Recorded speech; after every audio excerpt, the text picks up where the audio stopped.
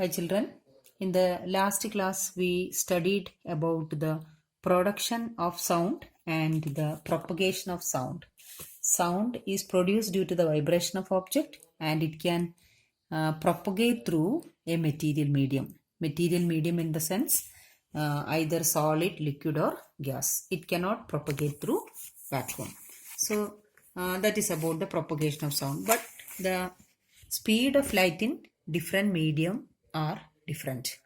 The speed of light through solid is not equal to the speed of sound in liquid medium, and that is not equal to the speed of light in gas, and it cannot propagate through vacuum because of the absence of the particles in it. And today we study more detail about what is this wave is, what is meant by a wave. So here I'll show you a medium and a sound producing object. See, this is a speaker. It can produce some sound. Now the speaker is at rest or it is not vibrating or no sound is produced from this. Okay. And the speaker is placed in air. So this medium, this line shows the particles present in the medium. A, B, C, D, E, F, G, H, I. These are the different particles of this medium air. And see, these all particles are at rest. They are not moving up and down or back and forth. They all are at rest. So they are not disturbed. They are taking rest now. So they don't have any extra energy for the moment and they all are taking rest. And the speaker is also at rest. Clear? So this is the condition of the particle present in this particular medium, air. So all the particles are rest because they don't have any extra energy for the movement. But when we switch on the speaker, what happens is the first particle A, that is very close to the speaker, that gains some energy from the speaker. The speaker is giving out some sound energy. So that will be gained by the first particle A. When the particle gets energy, they start vibrating. During its vibration, that will give energy to the next neighboring particle B. That start moving.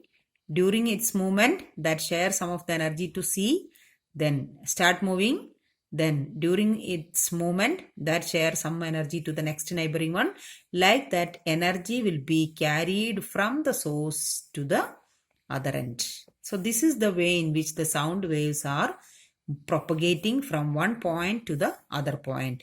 No particles are moving, but the energy is moving.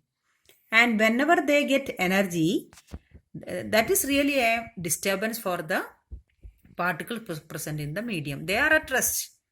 So maybe because of inertia, they all are at rest. But when they get energy, they get disturbed.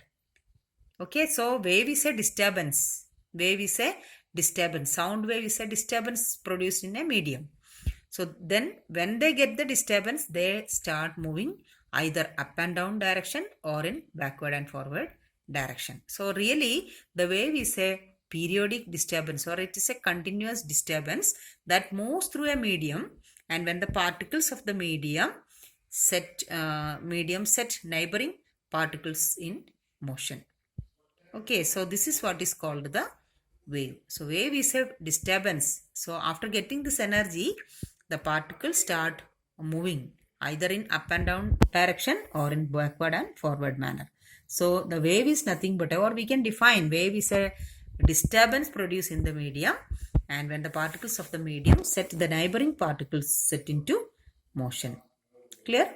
And what happens to the particles present in the medium? They start vibrating. And one more thing, when the sound energy is given to the or when the speaker starts, something should vibrate inside the speaker. Something should vibrate inside the speaker. When the speaker vibrates, what happens is the some of the particles present close to the speaker get compressed. Okay, when the speaker, the vibrating object of this speaker move forward, Vibration means to and fro motion. So something should vibrate inside the speaker. So when the object inside the speaker vibrate, they push all the particles. They push A, B, C, D. Then A, B, C, D come closer.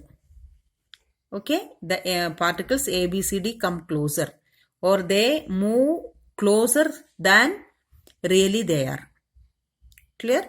And when the object inside the speaker move backward, vibration is nothing but the to and fro motion of the object or any part present in the speaker.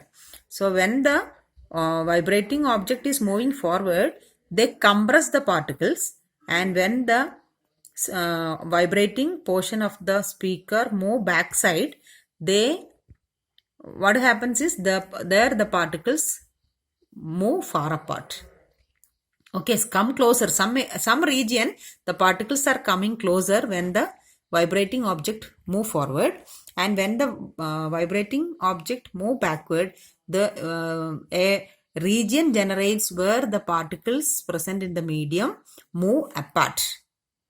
So it produces two types of region in the medium.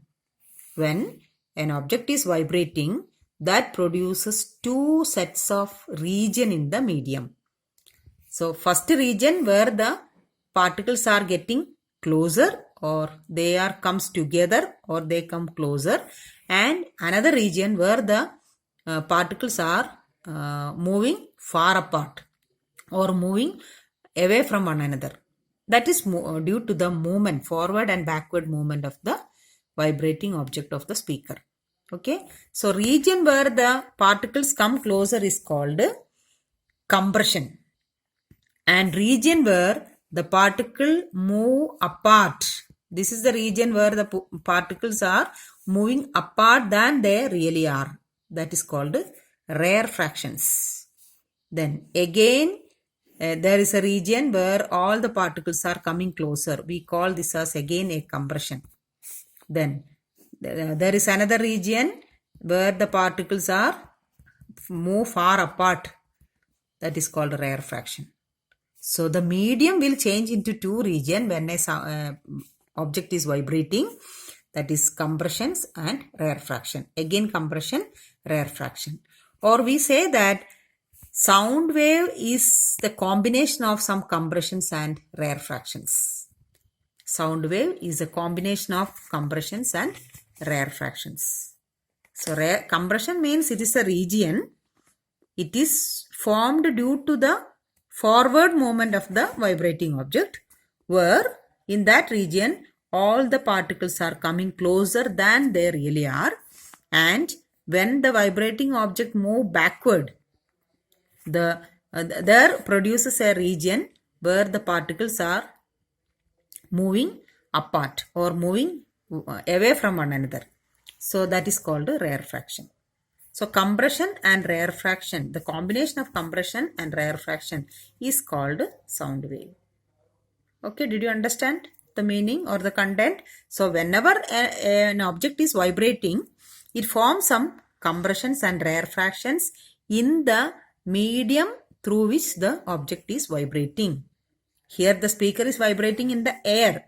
So it produces compression and rarefaction in the air. So air molecules are coming closer in some region and they are moving far apart in some other region. So region where all the particles coming closer is called compression, and region where the particle move apart is called rarefaction.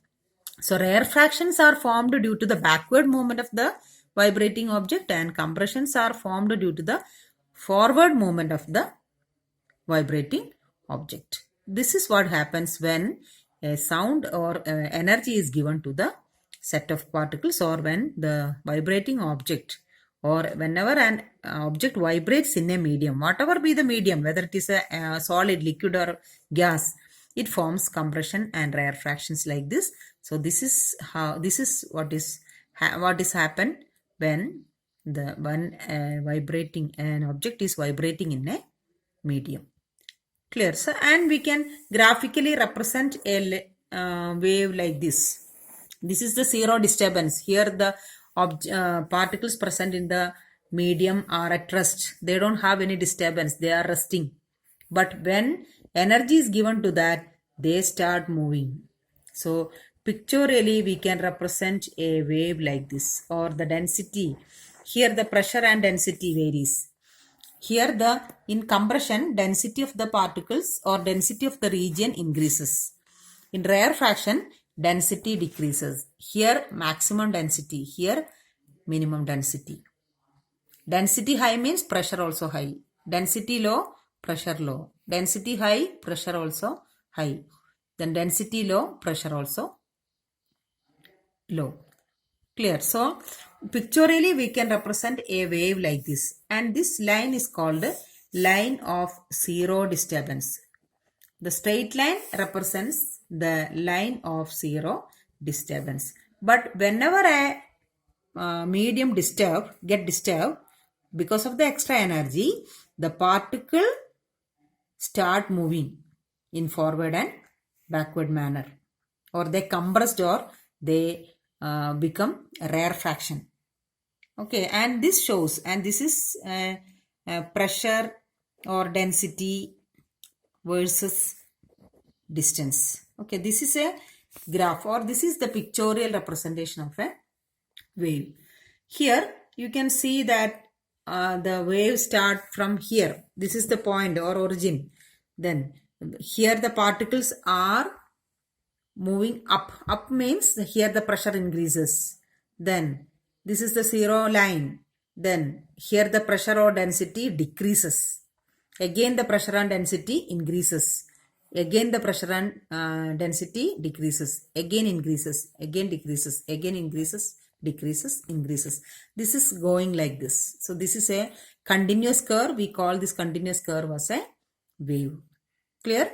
And it forms some humps. Humps means here the pressure increases to a high value. We call this as a hump. Hump in a wave. And here it forms some hollow. Hollow. Clear? Hump and hollow. This is really the compression side, and this is rarefaction. This is compression, maximum pressure and density. This is rarefaction. Again compression, rarefaction, compression, rarefaction. Or this wave consists of compression and rarefactions. Okay. And the compression, here in this area, density and pressure is very high. It forms some humps. And here in this area, density and pressure are low. It forms some dip, or it is called hollow. Or we call this as trough and crust and trough. This is called crust, and this is called trough. That is, these two are other names given for hump and hollow.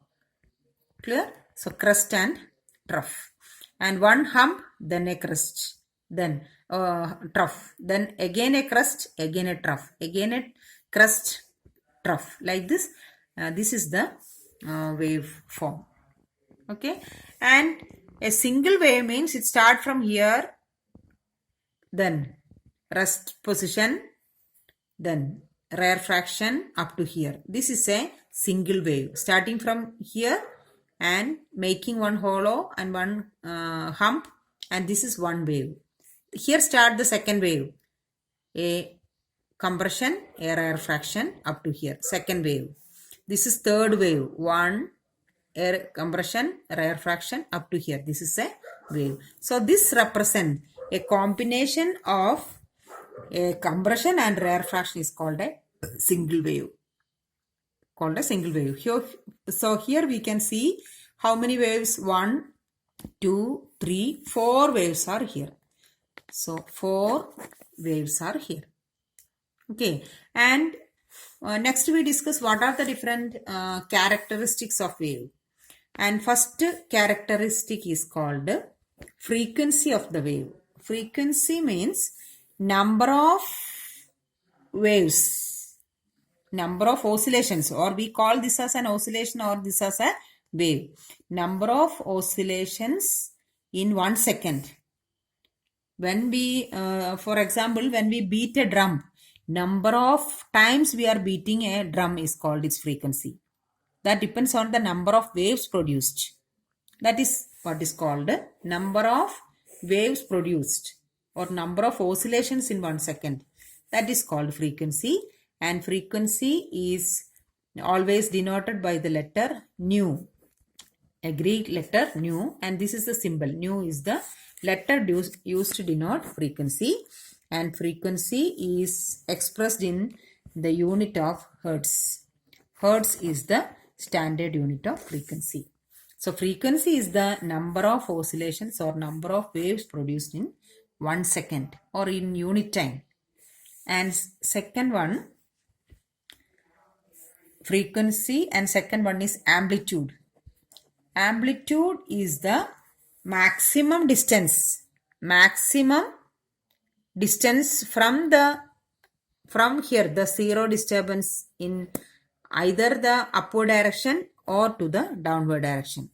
Upward direction or this maximum distance, upward direction and downward direction. So maximum distance from the zero disturbance either in the forward or either upward direction or downward direction. That is called amplitude.